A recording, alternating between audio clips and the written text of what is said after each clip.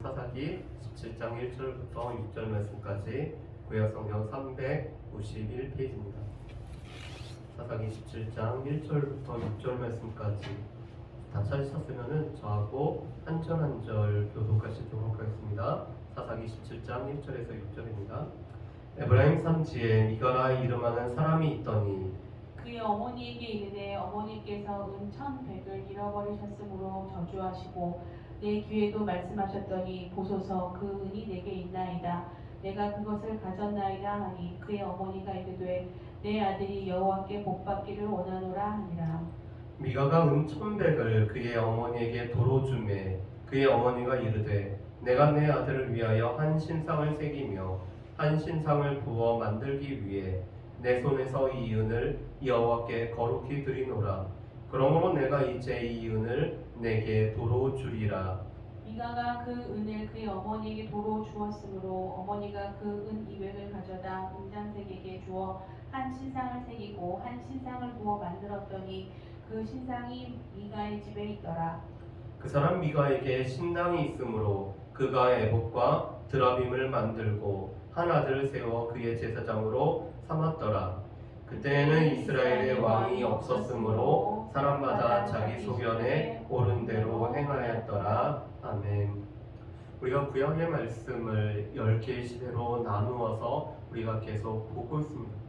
창조시대와 족장시대와 출애굽 광야시대 그리고 정복시대, 오늘 우리가 함께 살펴보는 게 지난주와 더불어서 사사시대를 보게 됩니다. 이 사사시대는 이스라엘만 있는 아주 특별한 시대죠. 그리고 이 사사시대를 지나서 통일왕국시대, 분열왕국시대, 포로시대, 포로귀환시대, 그리고 구약과 신약의 400년 동안 하나님께서 침묵하시는 이 침묵시대로 10개의 시대로 우리가 나눌 수가 있습니다. 물론 이 시대 구분은 우리가 다 다르게 할 수 있지만 이 10개의 시대로 우리가 구약의 말씀들을 같이 보고 있습니다. 창조시대는 하나님께서 지으신 이 아름다운 세상을 관리하도록 위임받은 사람이 하나님처럼 되려는 교만 가운데서 범죄하고 그로 인해서 인간과 세상이 타락한다는 것이 바로 이 창조시대죠. 그래서 창조시대의 주요한 사건으로는 창조와 타락, 홍수, 바벨탑 사건으로 구성되어 있습니다. 창세기 1장에서 11장까지 다루고 있죠.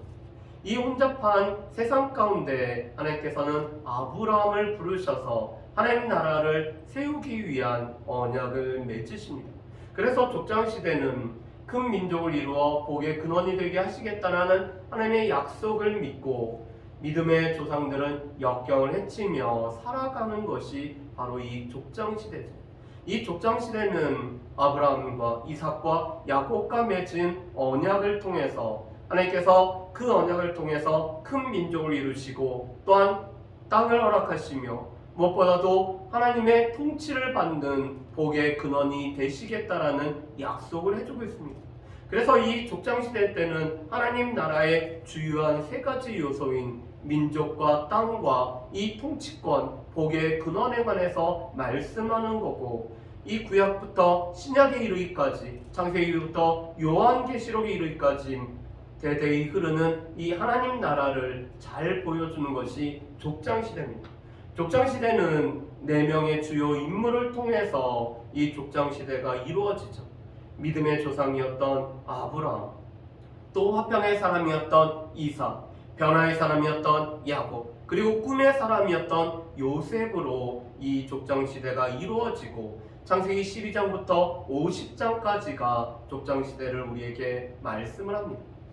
요셉을 통해서 요셉이 먼저 하나님께서 애굽으로 보내시고 애굽이라는 인큐베이터에서 하나님의 백성들이 형성되게 하시고 그 백성들을 하나님께서 출애굽이라는 이 구원의 역사를 이루는 것이 바로 이 출애굽 광야 시대죠. 출애굽 광야 시대는 이렇게 되어 있습니다. 조상들과의 언약을 기억하시고 이스라엘을 애굽의 노예 생활에서 해방시키신 후 약속의 땅으로 인도해 가면서 예배하는 공동체가 되도록 철저하게 훈련시키는 것이 출애굽 광야 시대입니다. 그래서 출애굽 광야 시대는 출애굽이라는 구원의 사건, 그리고 시내산에서 언약을 맺음으로 말미암아 또 구원받은 이 백성들이 언약 가운데 하나님과 함께 머무는 성막을 제작하고 이 성막 가운데서 하나님의 인도함 가운데 약속의 땅으로 갔지만 약속의 땅으로 가려고 하는 이 이스라엘 백성들이 불순종함으로 말미암아 그들의 불순종함으로 이 광야에서 오늘 40년 동안 떠돌다가 출애굽 1세대가 다 죽게 되고 또한 출애굽 2세대가 모압 평지에서 하나님의 언약을 다시 한번 하나님의 약속들을 받는 것이 이 출애굽 광야 시대입니다. 그래서 출애굽 광야 시대 때는 크게 4가지 사건이 있죠. 한 가지는 바로 이 출애굽 사건이라는 구원의 역사, 또한 시내산에서 언약을 맺음, 그리고 불신앙, 민수기 13장과 14장에 있는 가데스 바네아에서 정탐꾼의 이야기를 듣고 불신앙하는 불신앙의 모습이, 그리고 40년간의 재훈련을 다루고 있는 것이 출애굽 광야 시대입니다. 출애굽기와 레위기와 민수기와 신명기를 통해서 특별히 하나님 앞에 예배하는 공동체가 되기 위해서 그 언약을 맺으시고 또한 레위기를 통해서 제사에 관련된 이 규례들을 허락해 주심으로 말미암아 이 이스라엘 백성들이 하나님 앞에 예배하는 공동체가 되도록 훈련하는 시간이죠. 또한 정복시대는 이제 모세의 뒤를 이어 지도자가 된 여호수아는 하나님께서 주신 권위를 가지고 가나안 정복을 위한 거룩한 전쟁을 수행해 갔죠. 오늘 모압 평지에서 이 여호수아는 이스라엘 백성들을 이끌고 하나님께서 약속하신 땅으로 들어가게 됩니다. 그래서 이 정복시대 때는 여전히 중요한 것이 홍해 사건의 비유가 되는 요단강을 건너는 일이 필요했습니다. 또한 여리고를 비롯해서 그 땅에 가나안 땅에 있는 31개의 도시국가를 정복하는 취하는 일이 필요했습니다. 그리고 하나님께서 허락하신 땅을 오늘 12지파에게 분배하는 땅을 나누는 일이 필요했습니다. 물론 모세 때 르우벤 지파와 갓 지파와 므낫세 반 지파가 요단 동편에서 이미 기업을 받았지만 나머지 9지파 반이 요단 서편에서 여호수아를 통해서 이 땅을 분배를 받습니다.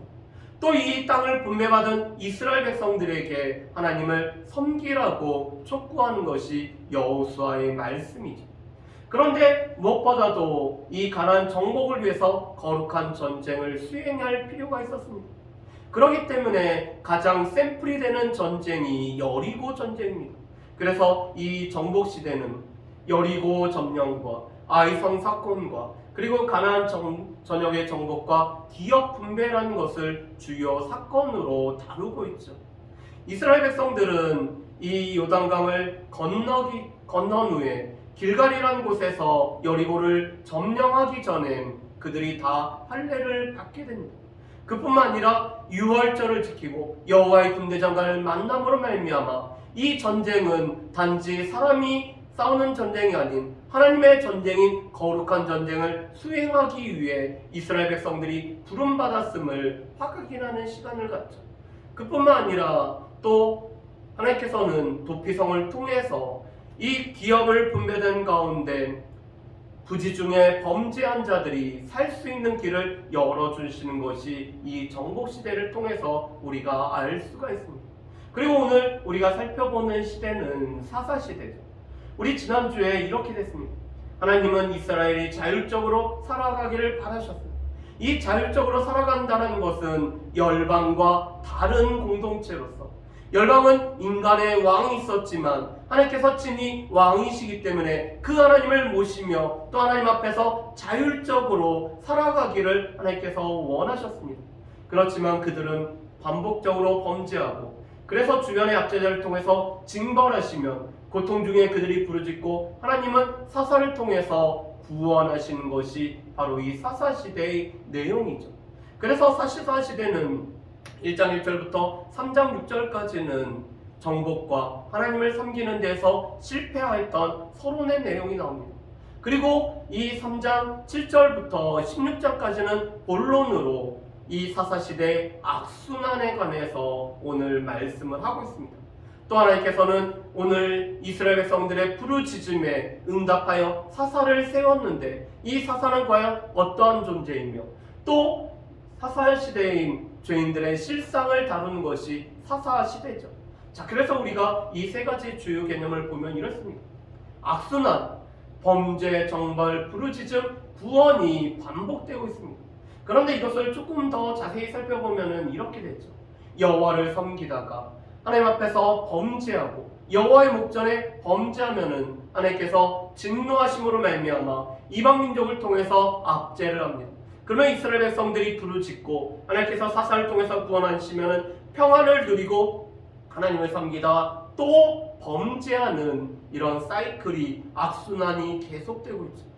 그런데 문제는 이 악순환이 점점 나빠지는, 점점 하향되는, 그래서 나중에는 평안도 없고 하나님께서 한 일순간에 사사를 통해서 구원하시는 것이 아니라 점점 물리치는 내용으로 나와 있는 것을 보게 됩니다.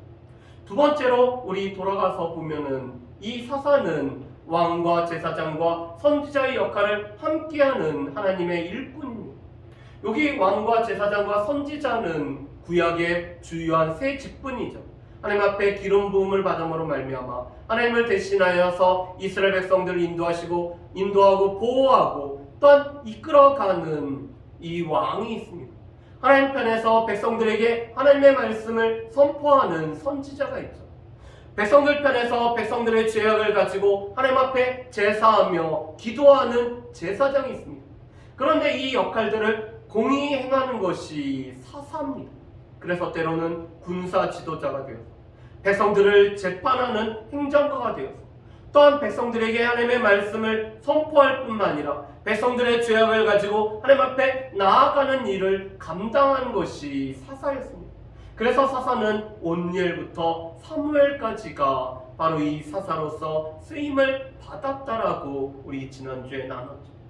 자, 죄인의 실상, 각자의 소견에 오른 대로 행하던 때에 나타났던 타락의 실상이 17장부터 21장까지 나오고 있습니다. 도덕적으로 부패하고 종교적으로 타락했던 종교적인 타락과 도덕적인 부패의 모습을 보여주고 있는 것이 바로 이 사사시대의 죄인의 실상이고, 오늘 우리가 살펴보는 사사기 17장 1절부터 6절 말씀 통해서 우리가 볼 내용입니다.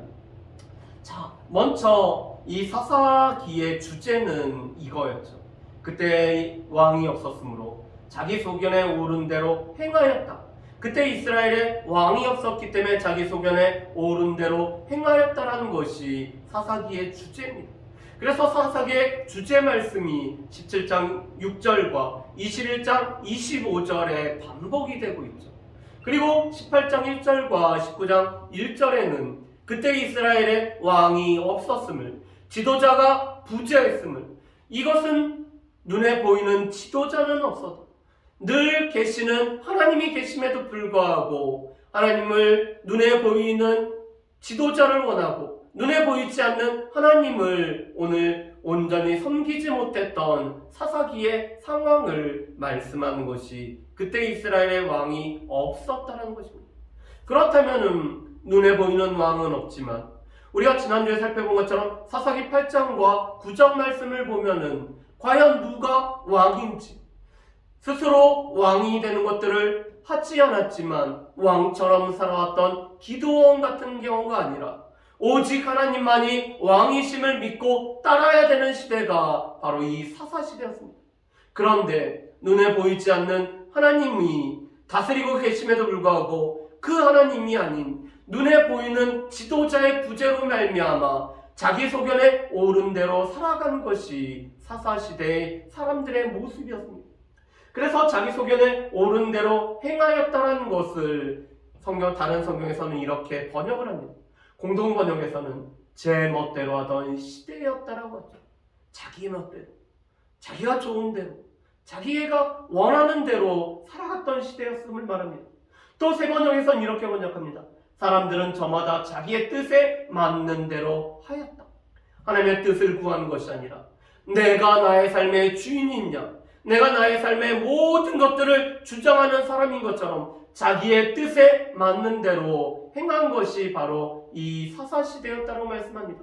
NIV 성경에서는 또 이렇게 말씀하죠. 모든 사람이 자기가 적절하다고 생각한 대로 행하였다. 그래서 기준이 늘 자신이 되고 있습니다.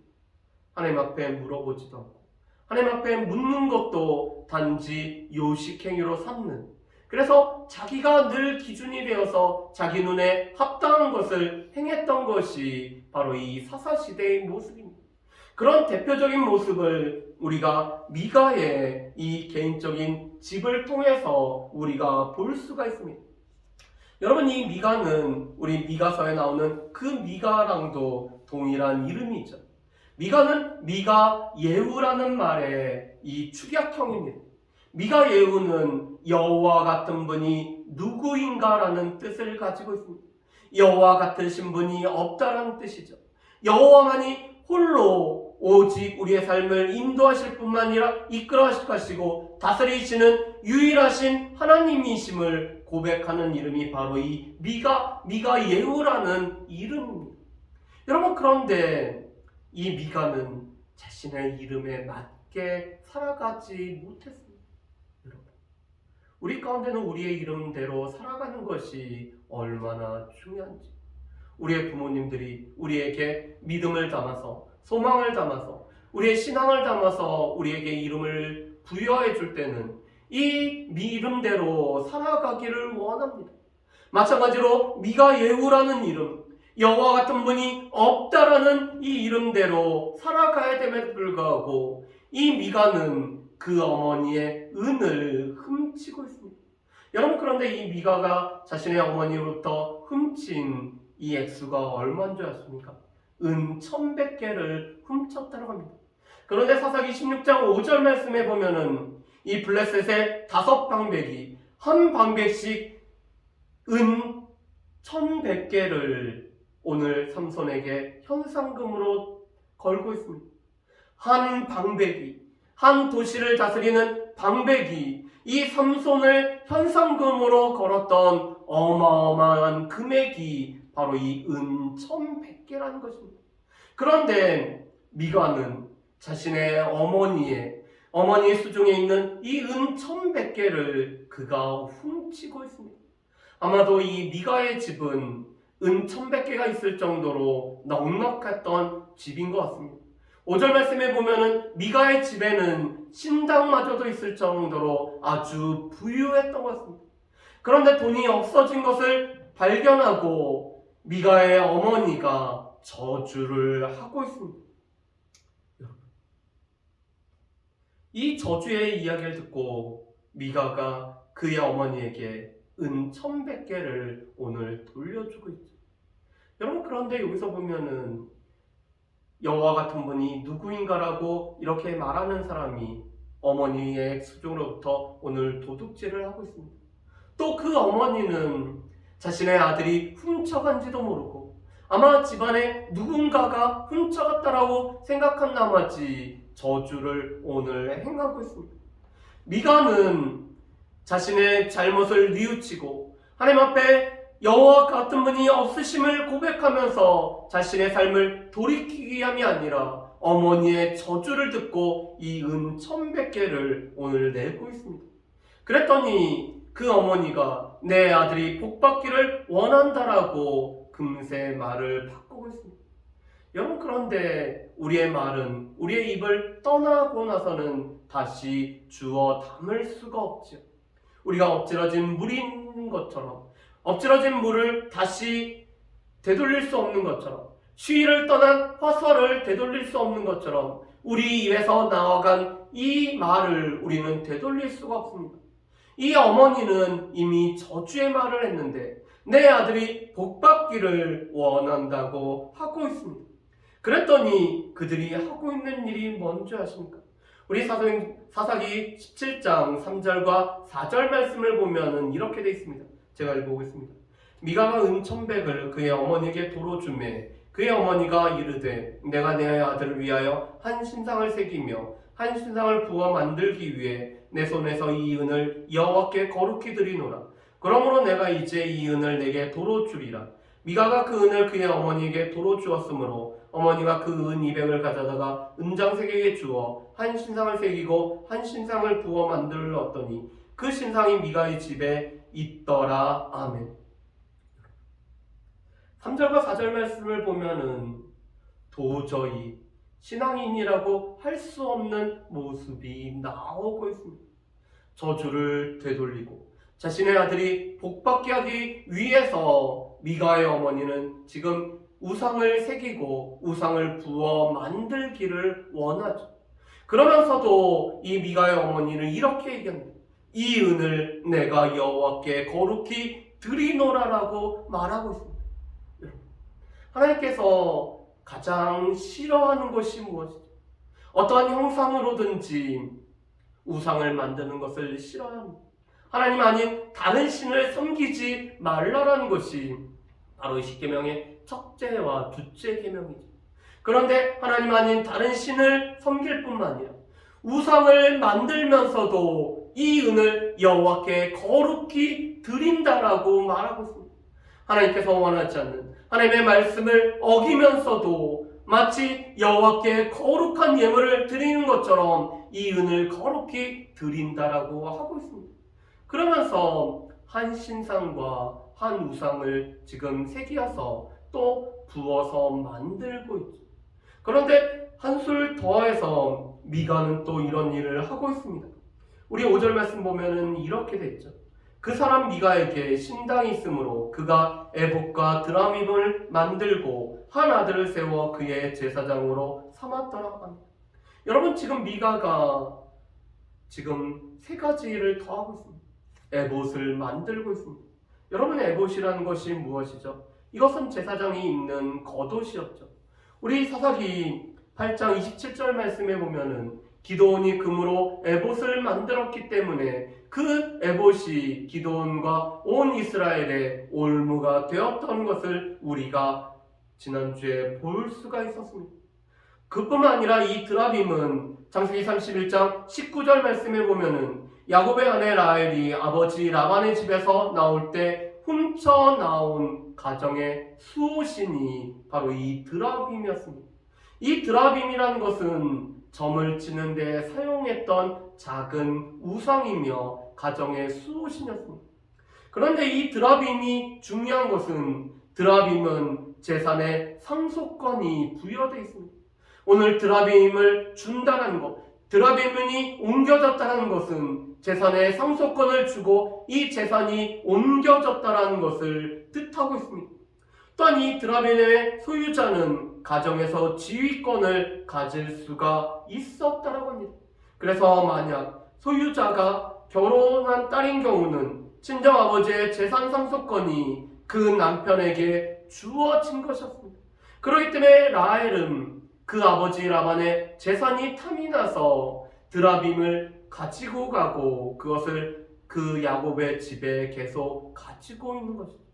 그런데 지금 미가가 에봇과 드라빔을 만들고 있습니다. 그뿐만 아니라 자신의 한 아들을 세워서 그의 제사장으로 세우고 있습니다. 이 미가는 에브라임 사람이기 때문에 미가는 결코 미가의 집사람은 제사장이 될 수 없음에도 불구하고 자신의 아들 한 명을 그 제사장으로 세우는 모습을 보게 됩니다. 그런데 열왕기하 23장 24절 말씀에 보면은 이 요시야 왕이 드라빔을 제거하는 장면이 나옵니다. 열왕기하 23장 24절 말씀을 제가 읽어보겠습니다.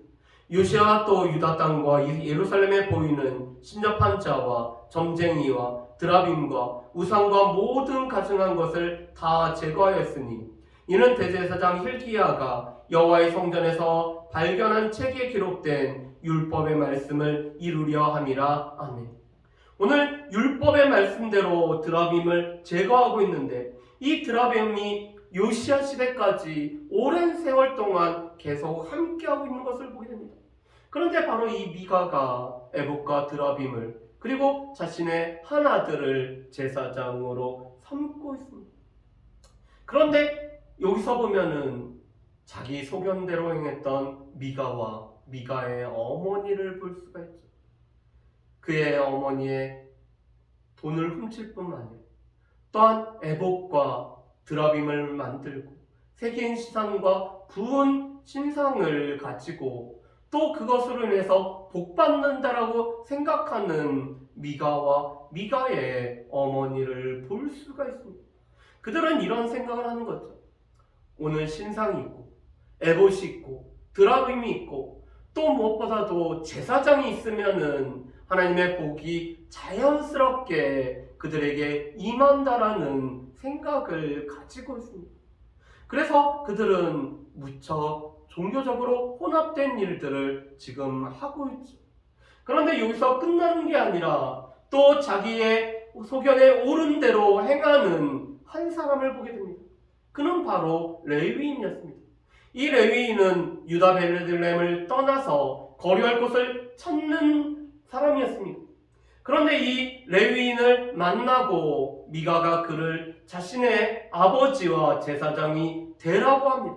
그리고 또한 자신을 위하여 오늘 아버지와 제사장이 되라고 합니다.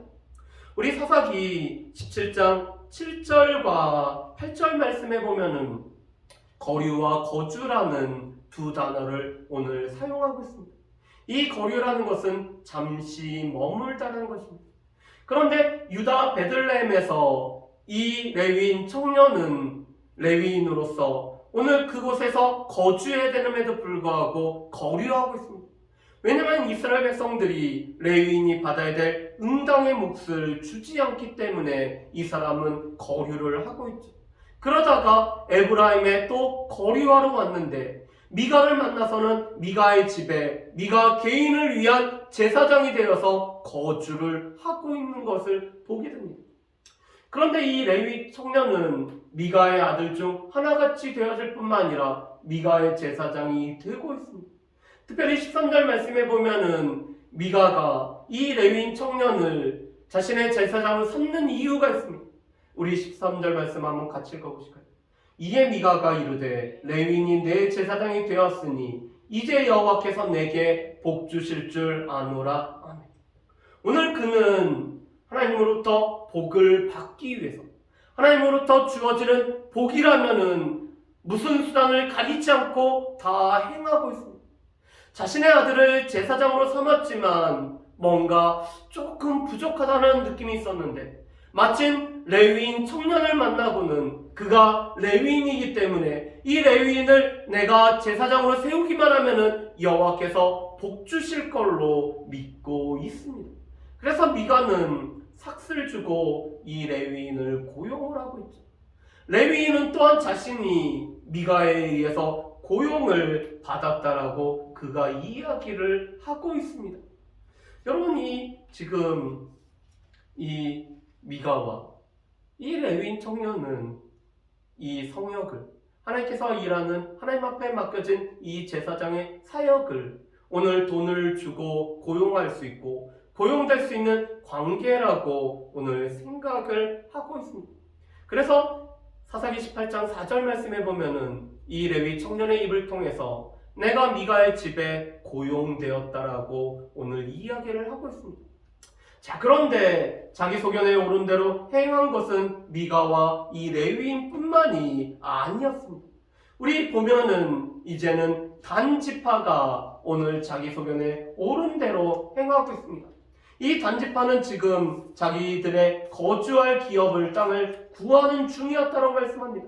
18장 1절 말씀에 보면은 이들은 기업 분배받는 가운데 자신들이 거주할 땅을 오늘 구하고 있었습니다. 그런데 사사기 1장 34절 말씀에 보면은 아모리 족속이 단자손을 산지로 몰아놓고 골짜기에 내려오기를 용납하지 아니하였다라고 말씀하셨죠. 우리 지난주에 이스라엘 백성들이 정복을 실패하는 가운데 세 가지 단계가 있었습니다. 첫 번째로는 쫓아내지 못했죠. 그런데 두 번째로는 이익을 위해서 그들을 쫓아내지 아니하고 그들에게 일을 시켰습니다. 그런데 세 번째 단계는 이제는 가나안 족속이 아모리 족속이 이 이스라엘 지파가 내려오는 것을 용납하지 못하는, 그래서 이 땅을 하나님 앞에서 취해야 되고 기업으로 삼아야 됨에도 불구하고 기업으로 삼지 못하는 상황이 있었죠. 지금 단지파가 그랬습니다. 그래서 단지파는 5명의 정탐꾼을 통해서 오늘 그들이 이 땅을 오늘 구하고 있습니다. 그러는 중에 에브라임 땅을 지나다가 미가의 집을 들르고 미가의 집에서 레위인을 만날 뿐만 아니라 이 미가의 집에 있는 새긴 우상과 부은 우상을 보고 라이스를 갖다가 오늘 돌아오고 있습니다. 그리고 오늘 정예부대라고 할 수 있는 600명이 이 땅을 취하기 위해서 올라가고 있습니다. 그런데 이 미가의 집에서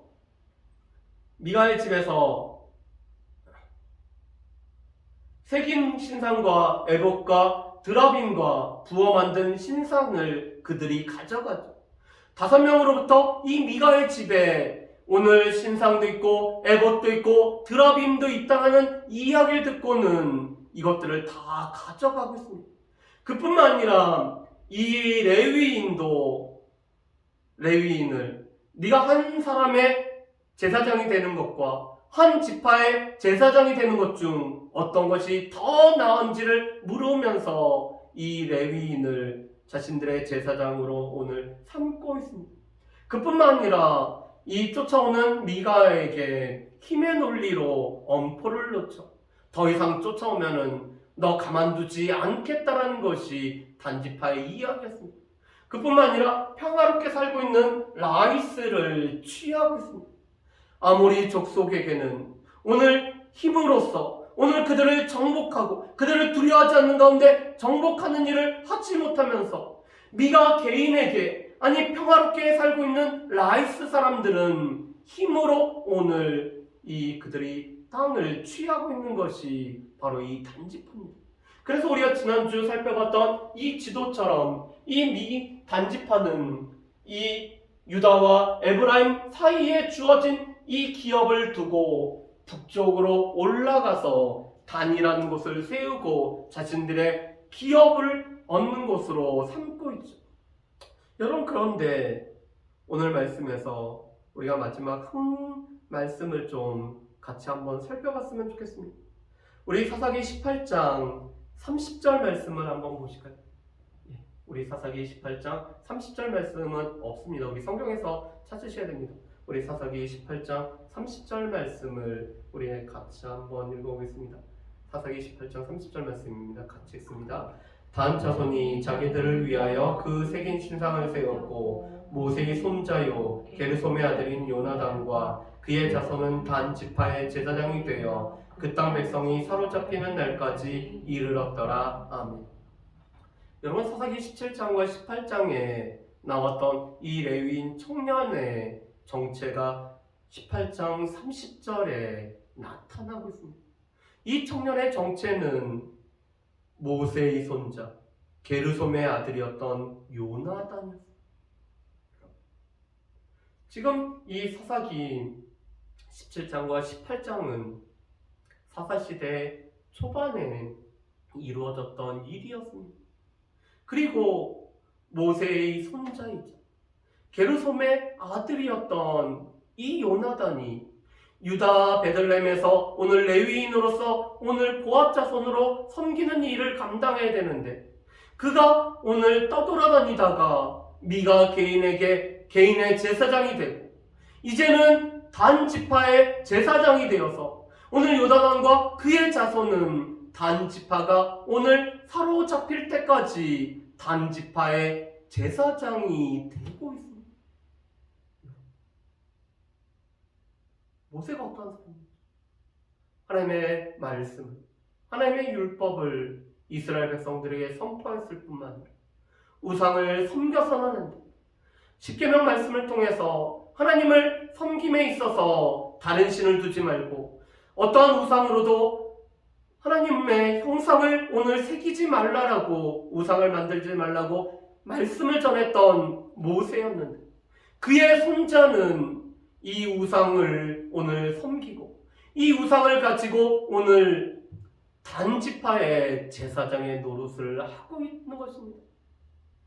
그의 조상, 그의 할아버지가 아무리 믿음의 사람이어도 이 믿음이 그의 손주까지 오늘 전달되지 않는 것을 보게 되죠. 자기 소견대로 행했던 미가와 미가의 어머니와 모세의 손자였던 요나단과 이 자기 소견에 오른 대로 행하고 있는 단지파의 모습을 보게 됩니다. 이게 바로 종교적인 타락의 모습이죠. 그런데 안타까운 것은 우리가 이 19장부터 21장까지 또 자기 소견대로 옳은 대로 행하는 이스라엘 자손들의 모습을 볼 수가 있습니다. 19장 말씀에 보면은 첩을 취한 이 레위인이 나오고 있습니다. 아내가 있음에도 불구하고 오늘 첩을 취했을 뿐만 아니라 오늘 도망간 첩을 오늘 찾으러 갔다가 이 기브아에서 기브아 사람들의 만행을 겪죠. 자신의 목숨이 두려워서 오늘 첩을 내어주었다가 이 첩이 밤새 동안 기브아 사람들에게 욕을 당하고 새벽녘에 그가 죽어 있었습니다. 그런데 이 레위인은 이 기브아 사람들의 만행을 과장하여서 오늘 고발을 하고 있죠.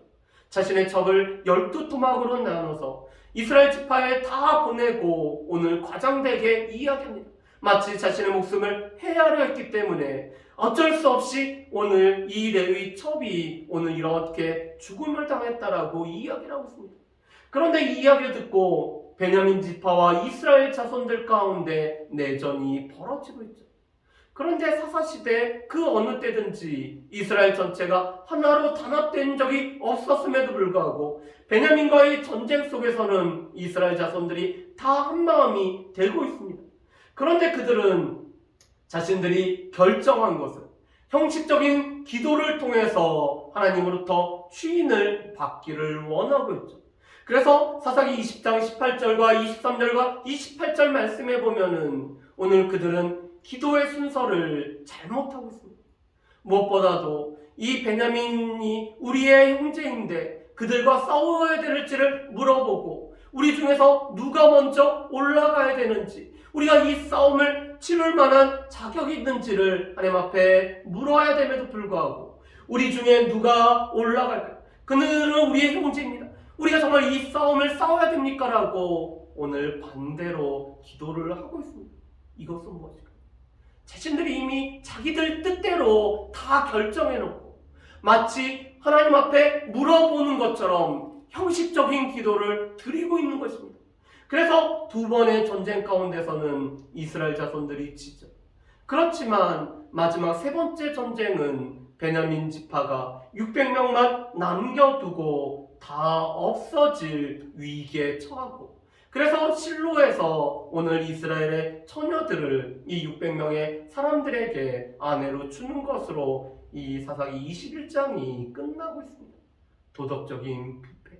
또 그 도덕적인 부패를 해결하지 못하는 이스라엘 백성들의 모습을 보여주고 있죠. 자, 그렇다면 이 말씀을 통해서 우리가 알 수 있는 것은 무엇일까요? 첫 번째로는 왕이신 하나님이 아닌 자기 소견에 오른 대로 자기가 늘 결정권자가 되어서 자기의 뜻대로 오늘 결정을 하고 있는 이스라엘 백성들의 모습을 보게 됩니다. 그런데 우리 또한 우리가 하나님을 왕으로 모시고 왕이신 하나님을 늘 모시고 살아가고 있다면 우리의 뜻, 우리의 소견에 우리의 마음대로 결정하는 것이 아니라 하나님께서의 결정권을 내어드리고 하나님께서 결정하시면은 그 뜻을 구하면서 우리가 살아야 되는데 우리는 과연 어떠한지를 우리가 이 사사시대의 말씀을 통해서 늘 살펴봐야 된다는 것입니다. 두 번째로는 종교적인 타락과 도덕적인 부패가 사사시대 초기부터 있었죠. 이 도덕적인 부패, 베냐민과의 전쟁은 이 비느하스가 대제사장으로 섬길 때였습니다. 다시 말해서 이스라엘 초기부터 이미 종교적으로 타락했고 이미 그들은 도덕적으로 부패했습니다. 왜냐하면 하나님을 섬기는 데 있어서 실패했기 때문에 하나님을 섬기라고 여호수아가 그렇게 촉구했지만 하나님을 섬기는데 실패했기 때문에 그들은 도덕적으로 종교적으로 부패를 했습니다. 그런데 안타까운 것은 그 가운데는 레위인이 늘 결부되어 있다는 것이죠. 레위인이 타락했기 때문에 레위인이 오늘 그가 고용된 자로 살아갔기 때문에 하나님의 말씀이 아닌 자기의 뜻대로 살아갔기 때문에 그들이 오늘 말씀대로 살아가지 못하였고 오늘 이 레위인이 먼저 하나님을 섬기는 데 있어서 타락했고 오늘 종교적으로는 깨끗하지 못하였기 때문에 공동체가 붕괴되고 있는 것을 보게 됩니다. 여러분, 이 종교인이 타락한 종교인이 오늘 바로 서지 못하면은 그 시대는 가장 암울하고 그 시대는 타락하고 공동체는 붕괴가 되죠. 중세 시대가 그랬고 이 종교인들이 타락하는 시대 때가 다 그랬습니다. 여전히 하나님을 섬기는 자들이, 하나님 앞에서 오늘 살아가는 자들이, 특별히 저와 같이 이 섬기는 자들이 하나님 앞에서 오늘 바로 서야 되는 것을 우리가 사사시대를 통해서 알 수가 있습니다. 세 번째로는 하나님을 축복의 도구로 삼고자 하는 사람들이 있죠. 마치 제사장만 있기만 하면, 그들 가운데 에봇이 있기만 하면, 그들 가운데 섬기는 것이 있기만 하면은 저절로 복이 온다라고 생각하는 이런 잘못된 생각을 가지고 있습니다. 그것은 미가 개인과, 아니 단지파 이런 공동체가 똑같이 갖고 있는 것이 있습니다. 기독교인 중에서도 무당과 같은 사람이 있지. 하나님을 섬긴다고 하면서도 마치 이 하나님을 자신의 복의 도구로, 하나님을 마치 자신이 사용할 수 있는 것처럼, 그래서 감히 입에 담지 못하는 정광훈 목사와 같은 하나님 까불면 죽는다라고 하는 이런 말도 안 되는 말을 하는 사람들이 아직까지도 많지. 그들이 자칭 종교인이라고, 그들이 자칭 목사라고 이야기하는 사람들이 있습니다. 왜냐하면 하나님을 섬기시는 분, 하나님을 경외할 분으로 여기는 것이 아니라 하나님을 마치 나의 복을 위해서, 나의 필요를 위해서 오늘 사용되어지는 도구로 여기기 때문에 그렇습니다. 또 신앙생활하는 이유도 단지 복받기 위함이라면, 이 기복주의에 빠진다라면 그것은 신앙이 올바른 신앙이 아닌 것이죠. 마지막으로는 이 형식적인 기도, 자기가 결정했으면서, 자기 스스로 결정하였으면서도 주인만 해달라고 하는 이 잘못된 기도를 하고 있는 것이 지금 자기 소견에 옳은 대로 행했던 이 사사시대 사람들의 모습입니다.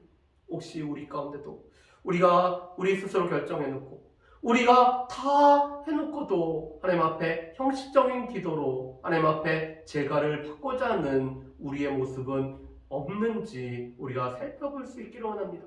이 사사시대는 그때 이스라엘에 왕이 없었지만 왕으로 계신 하나님이 계셨기 때문에 이 하나님을 따라서 살아가는, 하나님의 말씀대로 살아가야 되는 시대임에도 불구하고 그렇게 살지 못했기 때문에 이 종교적인 타락과 도덕적인 부패가 만연했던 시대였음을 우리가 보게 됩니다.